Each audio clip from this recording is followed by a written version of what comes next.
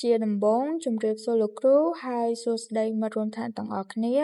ខ្ញុំឈ្មោះខីកនិកាតំណាងឲ្យក្រុមទី6ដែលថ្ងៃនេះដែរក្រុមរបស់យើងខ្ញុំនឹងធ្វើបទបង្ហាញអំពី Business Model Canvas របស់ Go Green Drink ដែលជាអាជីវកម្មលក់ភេសជ្ជៈនិងអាហារដែលមានទីតាំងនៅរាជធានីភ្នំពេញប៉ុន្តែមុននឹងឈានដល់ការធ្វើបទបង្ហាញយើងខ្ញុំសូមណែនាំពីសមាជិកក្រុមទី6ជាមុនសិនក្រុមទី6មានសមាជិកទាំងអស់5នាក់នាងខ្ញុំឈ្មោះខីកនិកាហើយក៏ជាសមាជិកដែលនឹងឡើងធ្វើបទបង្ហាញដំបូងគេសមាជិកបន្ទាប់គឺកងពេជ្រស្រីពីនកាក់ស្រីលៀបថនលីសាហើយនិងទីឆេងអ៊ីចូលមកដល់ slide បន្ទាប់នេះគឺជា our table of content ឬក៏ជាមាតិកាសំខាន់ៗដែលយើងនឹងលើកយកមកពិភាក្សាក្នុងពេលបន្តិចទៀតនេះដែលដំបូងឡើយយើងនឹងបញ្យល់អ្នកទាំងអស់គ្នាតើអ្វីទៅ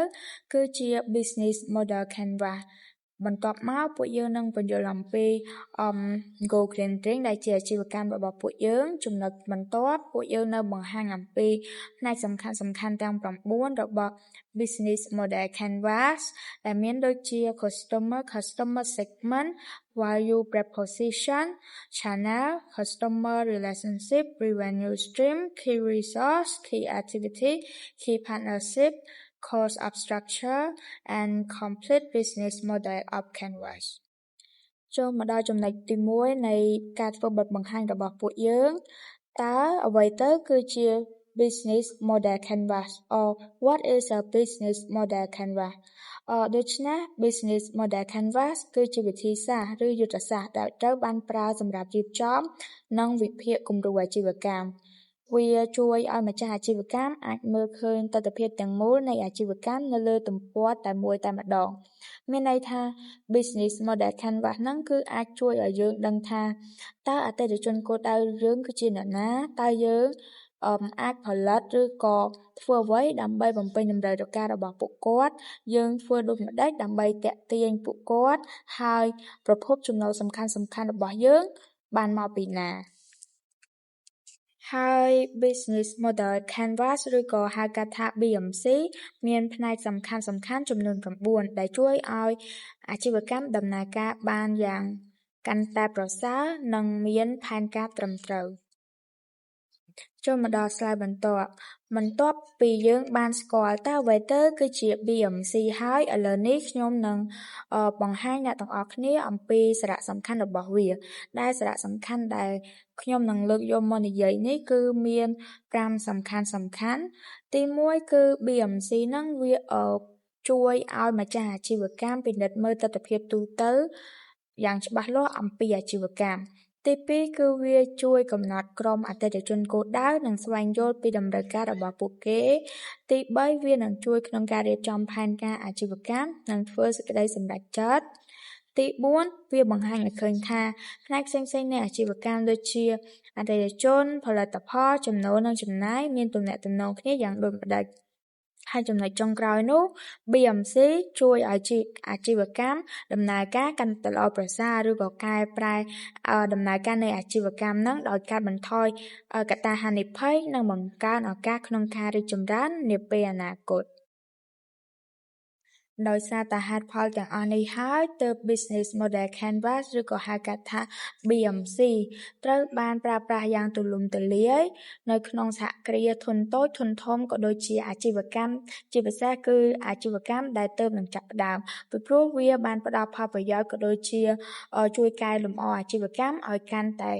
មានភាពល្អប្រសើរនិងរីកចម្រើនចូលមកដល់ slide បន្ទាប់ Introduction to Go Green Drink ចំពោះចំណុចនេះដែរខ្ញុំសូមណែនាំលម្អិតអំពីអាជីវកម្មរបស់យើងគឺ Go Green Drink ហាងរបស់យើងគឺជាអាជីវកម្មខ្នាតតូចដែលផ្ដោតទៅលើការលក់ភេសជ្ជៈនិងអាហារសុខភាពដែលមានទីតាំងនៅភ្នំពេញអាជីវកម្មនេះគឺមានគោលបំណងលើកកម្ពស់របៀបរស់នៅរបស់ប្រជាជនឲ្យកាន់តែមាន ផាសុខភាពដោយផ្ដល់ជូនអាហារនិងភេសជ្ជៈដែលមានសារធាតុចិញ្ចឹមចំពោះផលិតផលឬក៏ best seller menu គឺពួកយើងមានដូចជា fresh juice smoothie protein shake healthy meal box keto meal and avocado toast ចំពោះលក្ខណៈពិសេសដែលធ្វើឲ្យអាជីវកម្មរបស់យើងឬក៏ហាងរបស់យើងខុសប្លែកពីដៃគូប្រកួតប្រជែងនោះគឺការប្រើប្រាស់គ្រឿងផ្សំស្រស់ប្រចាំថ្ងៃការផ្ដល់ជម្រើស low sugar មានតម្លៃសមរម្យហើយសេវាកម្មលឿនរហ័សដែលងាយស្រួលសម្រាប់អតិថិជនដែលមានភាពមមាញឹកបន្ទាប់ពីអ្នកទាំងអស់គ្នាបានយល់ថាតើអ្វីគឺជា Business Model Canvas ហើយនិងគម្រោងអាជីវកម្មរបស់ក្រុមយើងខ្ញុំនេះគឺជា poster ដែលក្រុមយើងខ្ញុំបាន design អំពី Business Model Canvas របស់អាជីវកម្មឬក៏ហាង Go Green Drink ដោយអ្នកនរគ្នាបានឃើញចឹងចំណុចសំខាន់ឬក៏ផ្នែកសំខាន់មាន 9 ដែលពួកយើងនឹងលើកយកមកពិភាក្សានៅពេលបន្តិចទៀតនេះSo ការធ្វើបទបង្ហាញរបស់ខ្ញុំនៅថ្ងៃនេះបានឈានទៅដល់ទីបញ្ចប់ហើយមិត្តរួមក្រុមរបស់ខ្ញុំនឹងធ្វើបទបង្ហាញក៏ដូចជាពន្យល់បកស្រាយអំពីផ្នែកសំខាន់ទាំង9របស់ Business Model Canvas ដល់អ្នកទាំងអស់គ្នាជាបន្តទៀតជំរាបសួរលោកគ្រូខ្ញុំឈ្មោះកសិលៀបដែលខ្ញុំនឹងឡើងមកបង្ហាញចំណុចបន្ទាប់ពីមិត្តភ័ក្តិរបស់ខ្ញុំហើយចំណុចបន្ទាប់នោះគឺនិយាយអំពី customer statement value position and challenge ចំណុចទី1នោះគឺនិយាយអំពី customer statement customer statement ហ្នឹងគឺមានន័យថាក្រុមអតិថិជនផ្សេងៗដែលអាជីវកម្មចង់ផ្ដល់ផលិតផលនិងសេវាកម្មជូនហើយtarget customer របស់យើងហ្នឹងគឺមានដូចជាសិស្សនិស្សិតបុគ្គលិកការិយាល័យអ្នកហាត់ប្រាណអ្នកដែលយកចិត្តទុកដាក់ទៅលើសុខភាពអាយុចន្លោះពី18ទៅដល់45ឆ្នាំសម្រាប់សិស្សនិងនិស្សិតតែងតែចង់បានភេសជ្ជៈដែលមានតម្លៃសមរម្យឆ្ងាញ់និងស្រស់ស្រាយសម្រាប់បុគ្គលិកការិយាល័យវិញត្រូវការអាហារនិងភេសជ្ជៈដែលរហ័សនិងមានសុខភាពល្អពេលកំពុងធ្វើការសម្រាប់អ្នកហាត់ប្រាណចូលចិត្តprotein shake និង smoothie ដើម្បីជួយសាច់ដុំនិងថែរក្សារាងកាយសម្រាប់អតិថិជនដែលស្រឡាញ់សុខភាពចង់បានភេសជ្ជៈធម្មជាតិនិងមានជាតិស្ករតិចនិងផលិតពីផ្លែឈើស្រស់ៗឲ្យផ្ដោតទៅលើក្រុមអតិថិជនទាំងនេះ Go Green Drink អាចបំពេញតម្រូវការរបស់ពួកគេបានកាន់តែប្រសើរចូលមកដល់slide បន្ទាប់គឺនិយាយអំពី various position ហ្នឹងគឺមានន័យថាមូលហេតុដែលអតិថិជនជ្រើសរើស Go Green Drink ជំនួសហាងផ្សេងៗហើយ Go Green Drink ដល់ជូនដូចជាទឹកផ្លែឈើស្រស់ៗ smoothie ដែលមានសុខភាពល្អ protein shake healthy meal box ជ្រើសរើសជម្រើសជាតិស្ករតិចតម្លៃសមរម្យ Grab and Go Service សេវាកម្មដឹកជញ្ជូនសម្រាប់ភេសជ្ជៈរបស់យើងផលិតពីផ្លែឈើនិងបន្លែស្រស់ដោយមិនប្រើសារធាតុសិប្បនិមិត្តអតិថិជនក៏អាចជ្រើសរើសកម្រិតផ្អែមឬបន្ថែមប្រូតេអ៊ីនតាមតម្រូវការរបស់ពួកគេផងដែរគោលបំណងរបស់យើងគឺផ្ដល់ជូនអាហារនិងភេសជ្ជៈដែលមានសុខភាពល្អឆ្ងាញ់ងាយស្រួលនិងមានតម្លៃសមរម្យចូលមកដល់ slide បន្ទាប់គឺនិយាយអំពី challenge នេះមានន័យថាគឺជាវិធីដែលអាជីវកម្មប្រើដើម្បីទាក់ទាញអតិថិជននិងចែកចាយផលិតផល ហើយ Go Green Drink របស់យើងហ្នឹងគឺប្រើបណ្ដាញដូចជាដោយមកហាងផ្ទាល់តាម Facebook TikTok Telegram អាជីវកម្មកម្មវិធីដឹកជញ្ជូនអាហារការណែនាំពីមាត់មួយទៅមាត់មួយអតិថិជនអាចមកទិញនៅហាងដោយផ្ទាល់ពួកគេក៏អាចបញ្ជាទិញតាម Facebook ឬកម្មវិធីដឹកជញ្ជូនផងដែរយើងបង្ហាញរូបភាពវីដេអូការបញ្ចុះតម្លៃនិងគន្លឹះថែរក្សាសុខភាពនៅលើ Facebook TikTok និង Instagram ដើម្បីទាក់ទាញអតិថិជនដែលពេញចិត្តនឹងផលិតផលក៏អាចណែនាំហាងទៅកាន់មិត្តភ័ក្តិនិងគ្រួសាររបស់ពួកគេដែលជួយឲ្យអាជីវកម្មរីកចម្រើនតាមរយៈការណែនាំផ្ទាល់ការប្រើប្រាស់ទាំងបណ្ដាញអនឡាញនិង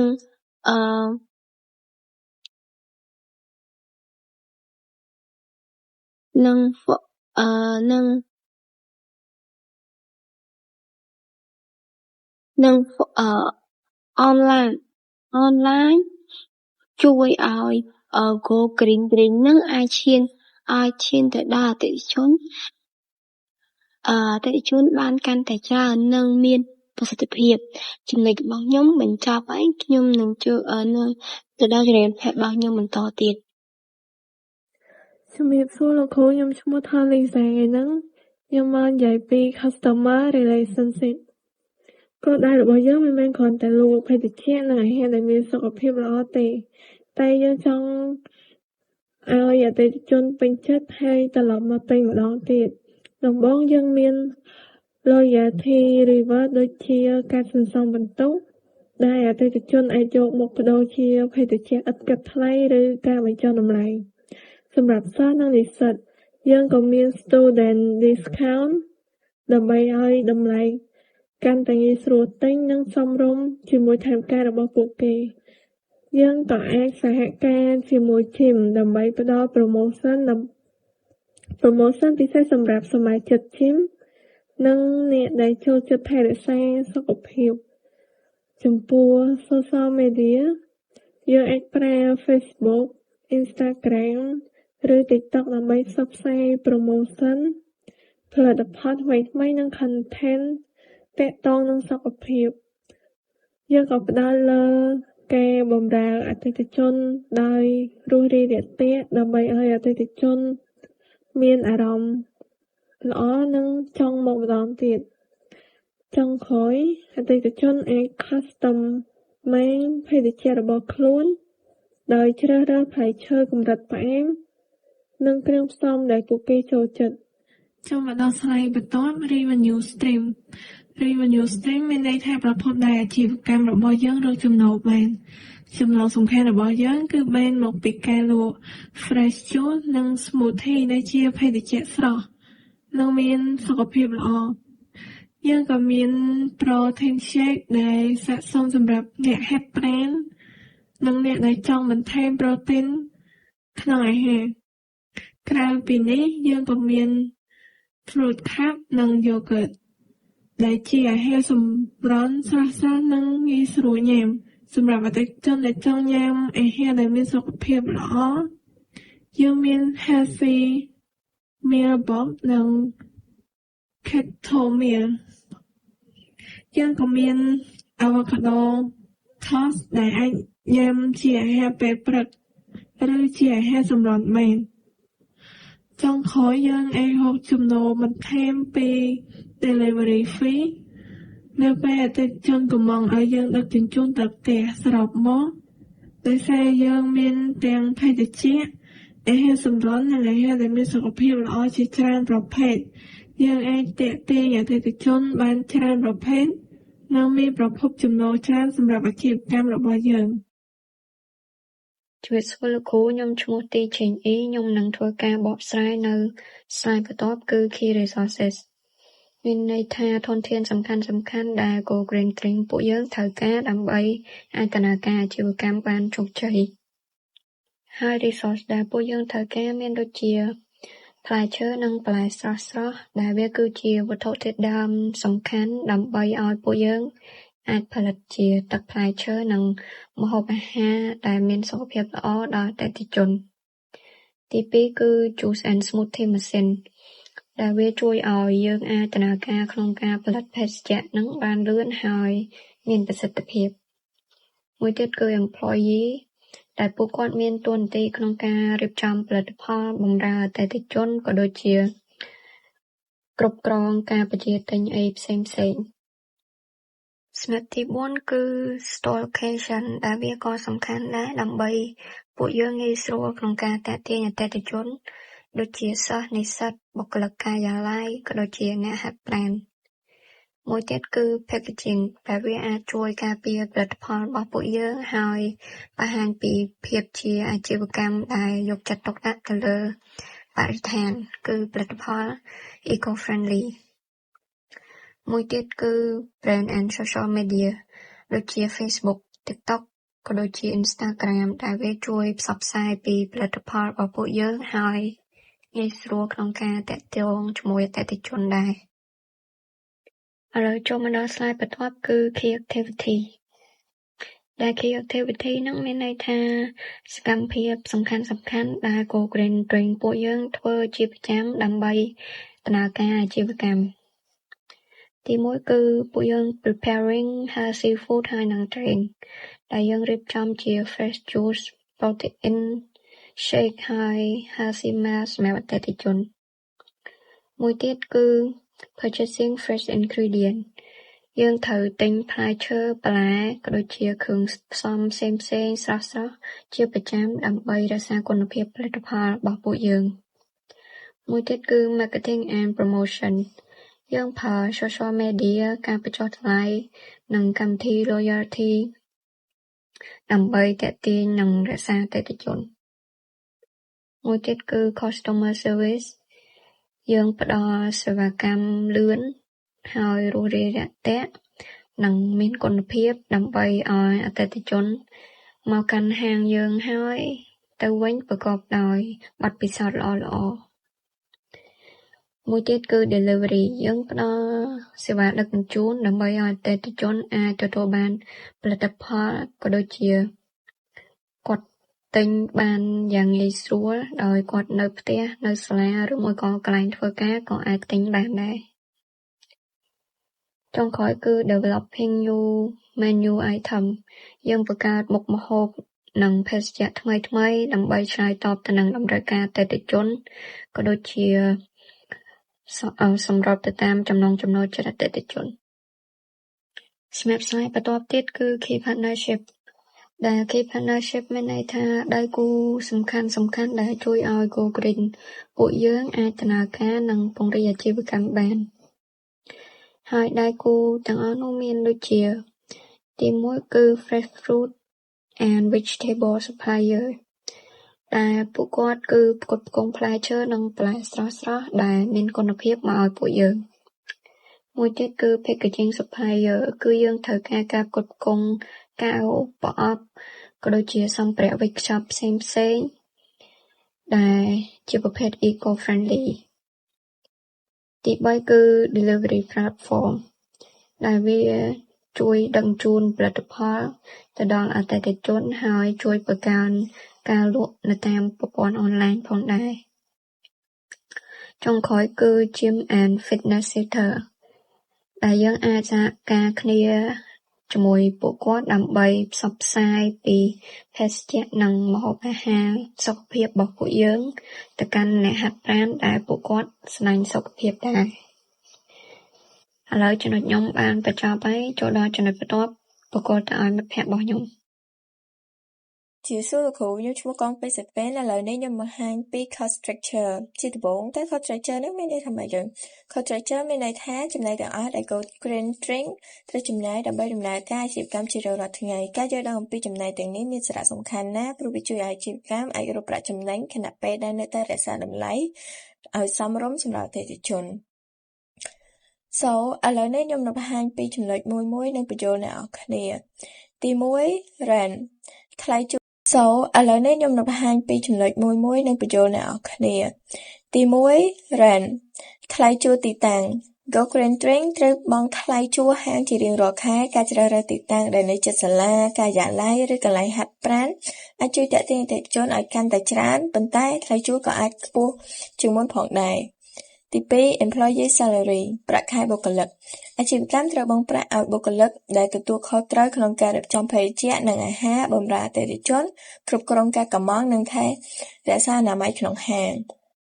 ទី3គ្រឿងផ្សំស្រស់ Fresh Ingredient ផ្លែឈើបន្លែទឹកដោះគោយ៉ាអ៊ូនិងប្រូតេអ៊ីនគឺជាគ្រឿងផ្សំសំខាន់ដោយសារតែ Go Green Drink ផ្ដោតលើគុណភាពនិងភាពស្រស់ដូច្នេះការចំណាយលើគ្រឿងផ្សំគឺជាការចំណាយធំបំផុតមួយទី4ការវេចខ្ចប់ Packaging អាជីវកម្មក៏ត្រូវចំណាយលើកែវគម្របបំពង់បឺតប្រអប់អាហារនិងថង់ផងដែរការវេចខ្ចប់ល្អជួយឲ្យការពារផលិតផលនិងបង្កើនបទពិសោធន៍ល្អសម្រាប់អតិថិជនទី5ឧបករណ៍ Equipment ម៉ាស៊ីនក្រឡុកទឹកផ្លែឈើម៉ាស៊ីនច្របាច់ទឹកផ្លែឈើទូទឹកកកនិងទូបង្កកគឺជាឧបករណ៍សំខាន់ក្នុងការរៀបចំនិងរក្សាទុកផលិតផលឧបករណ៍ទាំងនេះគឺត្រូវការថែទាំជារៀងរាល់ថ្ងៃជាប្រចាំផងដែរទី6ថ្លៃទឹកនិងអគ្គិសនីទឹកនិងអគ្គិសនីត្រូវបានប្រើប្រាស់ជារៀងរាល់ថ្ងៃសម្រាប់ដំណើរការឧបករណ៍រក្សាគ្រឿងផ្សំឲ្យស្រស់និងថែរក្សាអនាម័យក្នុងហាងទី7ការផ្សព្វផ្សាយ Marketing គឺ Green Drink ត្រូវប្រើ Facebook Instagram ក៏ដូចជា TikTok ដើម្បីផ្សព្វផ្សាយផលិតផលថ្មីនិងកម្មវិធីបញ្ចុះតម្លៃការផ្សព្វផ្សាយជួយទាក់ទាញអតិថិជនថ្មីនិងរក្សាអតិថិជនចាស់ឲ្យនៅតែបន្តគាំទ្រត្រូវចុងក្រោយការចំណាយលើការដឹកជញ្ជូន Delivery Expense